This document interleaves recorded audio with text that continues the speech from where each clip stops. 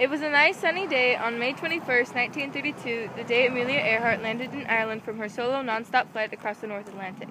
She was the first ankle to be able to make that trip, especially since it's behind the 8-ball. Word had already spread to all of the printing presses, who were already beginning to write and sell these articles to the public.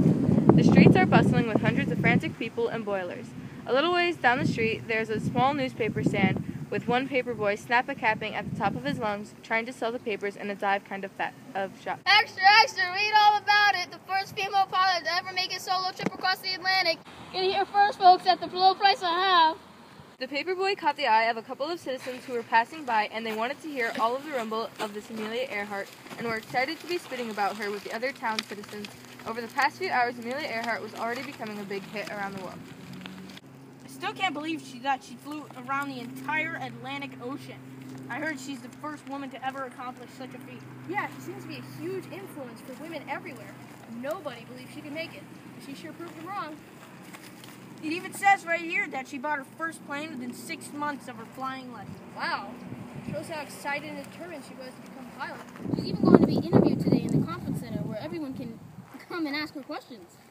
That's dark. I'm going to have to be there to ask her some questions about her amazing adventure. Yeah, I heard her journey is definitely the bee's knees. She was likely shut down time and time again, just for being a woman, but she overcame it all, which is really impressive. Can you believe she was the 16th woman to become a licensed pilot? This all sounds amazing to me, but how do I know this all is true?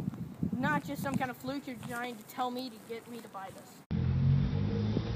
Sir, the newspaper company I work for got some of our news hawks to have an exclusive interview with her.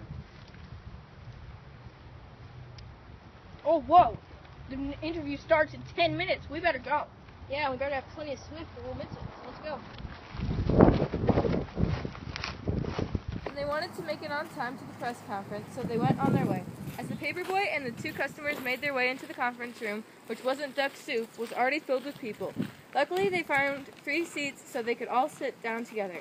Shortly after they found their seats, someone was already introducing Amelia Earhart to come to the I can't stage. believe I'm finally going to be able to ask her some questions. I'm getting heebie-jeebies. Shh, here she comes.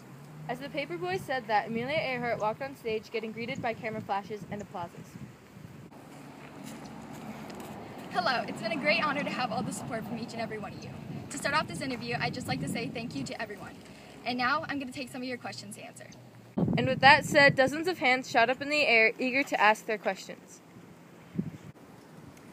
Yes, the boy with the bag of papers.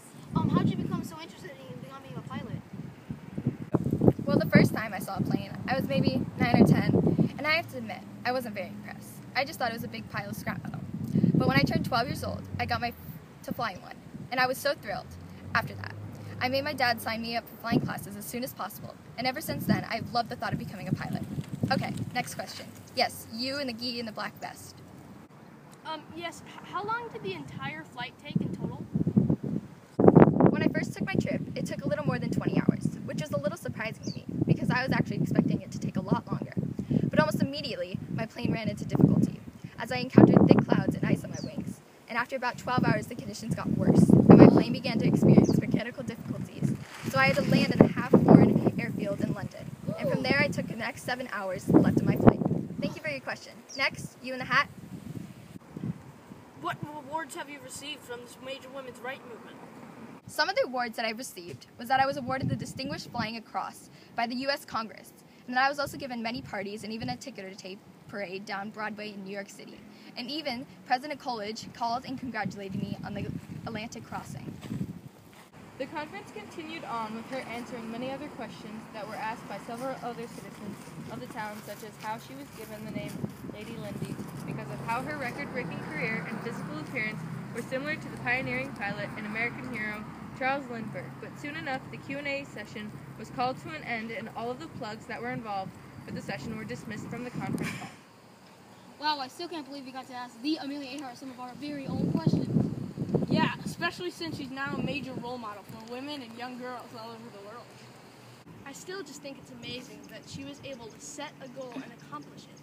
Well, it's been swell meeting you two, but I better get going before it gets too late. See you later, fellas. Bye then. Hope to see you again.